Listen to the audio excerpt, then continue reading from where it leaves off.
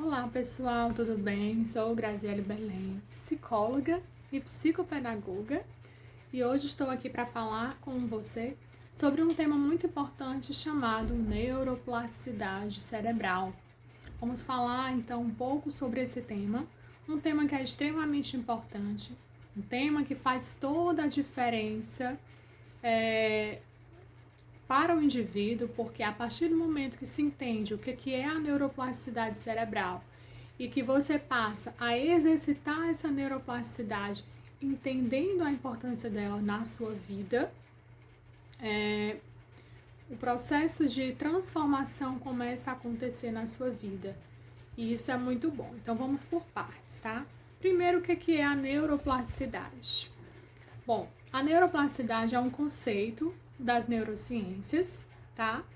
Que vem trazer para nós a ideia da transformação constante. À medida que nós temos as nossas experiências, né, sejam essas experiências de vida, tá?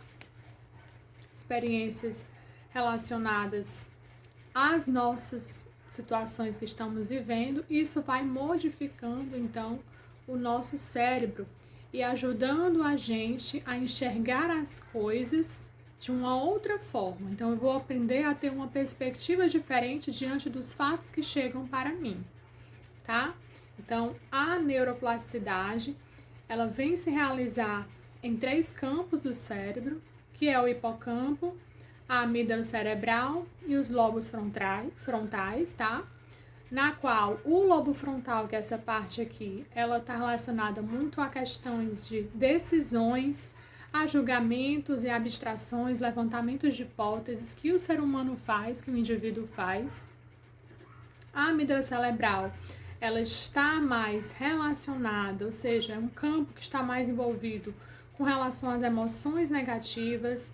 Então existe aí o medo, a nossa raiva, a nossa angústia. Então fica localizado na nossa amígdala cerebral. Lembrando que não é a amígdala daqui, mas é a amígdala cerebral, tá? E o hipocampo são as estruturas localizadas nos lobos temporais do cérebro humano e são responsáveis pelas memórias de curto e de longo prazo, né? As principais funções são memória, reconhecimento do contexto. E quando se fala em hipocampo, já se lembra logo de memória, tudo que está sendo associado.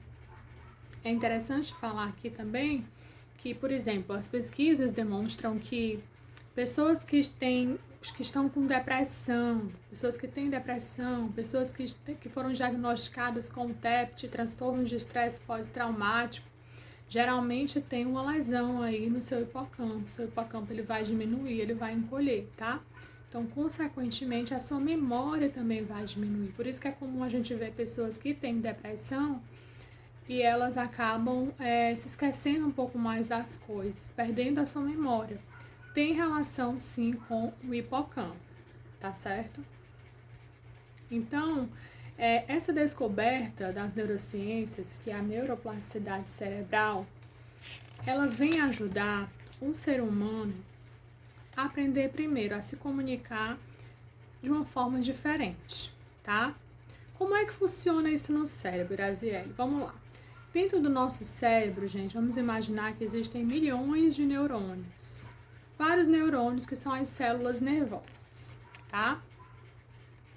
E elas vão se comunicando entre si, essas células vão se comunicando entre si por meio desses impulsos elétricos chamados as sinapses, tá? Então, talvez algumas pessoas aqui já tenham escutado falar um pouco sobre sinapse, mas não sabem direito o que é. Então, é basicamente isso. E esse caminho que é feito pelas sinapses é muito importante.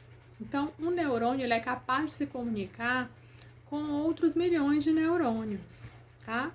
E isso vai formando o quê? Uma rede neural, que é um caminho que vai sendo feito, vai sendo construído, né? Quando a gente faz sempre as mesmas coisas, vamos supor que você vai todos os dias para o trabalho por aquele mesmo caminho, isso vai te ajudando a construir uma rotina e uma previsibilidade. Isso é bom e isso é ruim. Isso é bom porque te ajuda a você ter uma rotina e você vai chegar rapidamente no teu trabalho. Mas é sempre bom, gente, a gente estar estimulando o nosso cérebro para fazer caminhos diferentes, tá? Então, para você estar realizando coisas diferentes, se estimulando, porque isso ajuda o seu cérebro a trabalhar mais ainda a questão da sua neuroplasticidade. É muito importante que a gente entenda que esse caminho que a rede neural que é feita, ela precisa ser estimulada para ser modificada, né? Então, como é importante que a gente faça novas coisas, tá? Então, essa é uma das primeiras dicas que eu quero trazer para você. A importância de nós aproveitarmos a nossa vida para realizarmos coisas diferentes, pois isso ajuda a construir um novo caminho de rede neural. Então, a neuroplasticidade é a capacidade natural do cérebro de fazer novas conexões entre si, formando esses novos caminhos neurais, tá? O cérebro é um órgão que quer aprender cada vez mais e se modifica de acordo com a interação com o ambiente. Então, cada ambiente que a gente está vai realizando e estimulando novos caminhos. E não são só ambientes, são pessoas também. Pessoas também podem te ajudar a estimular os novos caminhos, né? Modificando essas estruturas cerebrais, aperfeiçoando cada vez mais, tá? Então, esse foi um dos pontos que eu quis trazer para você do que é a neuroplasticidade cerebral, o conceito em si das neurociências.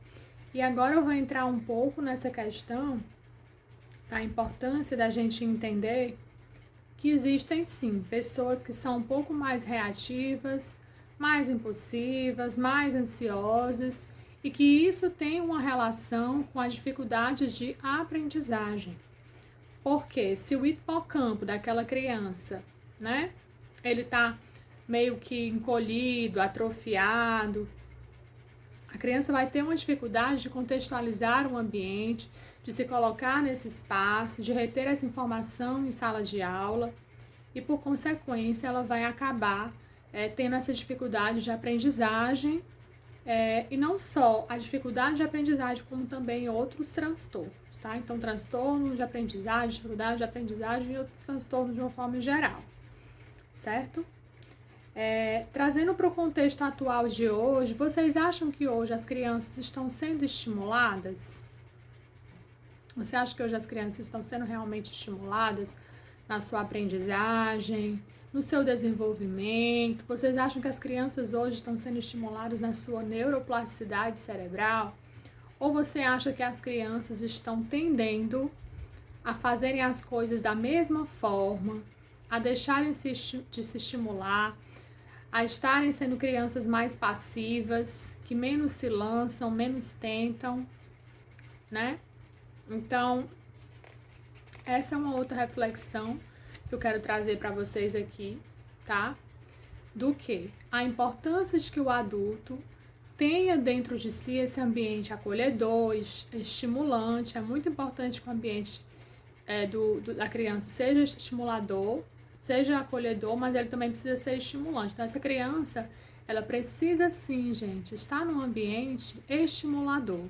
Novamente, eu falo que esse ambiente não é o ambiente só o local, mas a pessoa, os pais. Então, os pais precisam ter esse olhar de pesquisador, esse olhar de estimulador, esse olhar curioso, de trazer novidades para essa criança, de trazer jogos diferentes, de proporcionar momentos diferentes. E nós não estamos falando aqui de gastar dinheiro, mas coisas de antigamente que a gente gostava de fazer. Isso é fundamental para a neuroplasticidade da criança. Ela vai aprendendo novos caminhos e, consequentemente, ela vai desenvolvendo mais a sua neuroplasticidade, ok? Bom, em outro vídeo eu vou falar um pouco mais sobre as funções executivas e a importância do brincar, tá bom? Um beijo, muito obrigada por você ter assistido e até o próximo vídeo. Tchau, tchau!